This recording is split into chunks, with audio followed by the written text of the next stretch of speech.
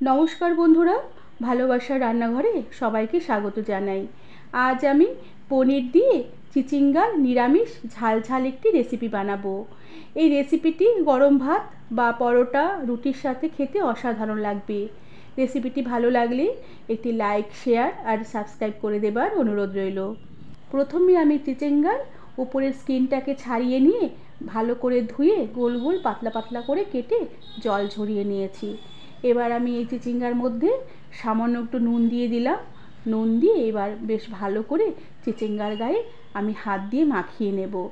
আর এভাবে মাখিয়ে নেবার পরে চিচিঙ্গাগুলো যখন সুন্দরভাবে মজে আসবে তখন আমি দু হাত দিয়ে বেশ ভালো করে চেপে চেপে নিংড়ে নেব আর নিংড়ে চিচিঙ্গার জল বের করে নেব। আর এভাবে সবগুলো কেটে রাখা চিচিঙ্গার আমি বেশ ভালো করে নিংড়ে জল বার করে নিয়েছি। এরপর আমি গ্যাসে একটি পাত্র বসিয়ে দিলাম আর তাতে আমি সামান্য একটু জল দিয়ে দিলাম।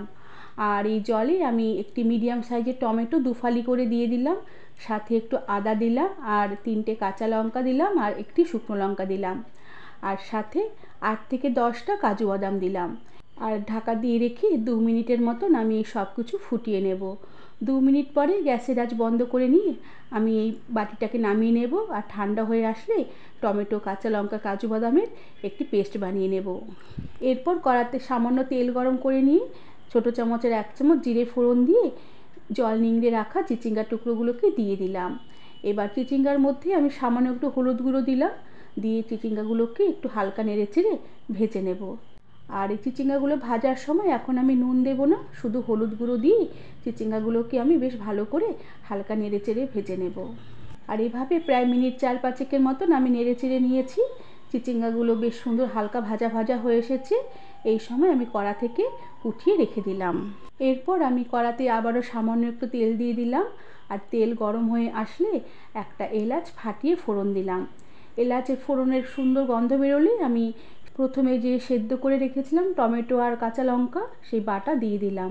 সাথে মশলার বাটি ধোয়া সামান্য একটু জল দিলাম আর তার সাথে সামান্য একটু কাশ্মীরি লঙ্কার গুঁড়ো দিলাম, পরিমাণ মতো নুন দিলাম আর পরিমাণ মতন হলুদ গুঁড়ো দিলাম।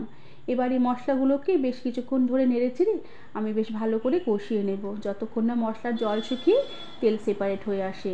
আর এভাবে প্রায় মিনিট 2-3 মতন মশলা বেশ ভালো করে নেড়ে চেড়ে কষিয়ে নিয়েছি। মশলার জল শুকিয়ে খুব সুন্দরভাবে তেল সেপারেট হয়ে আসছে।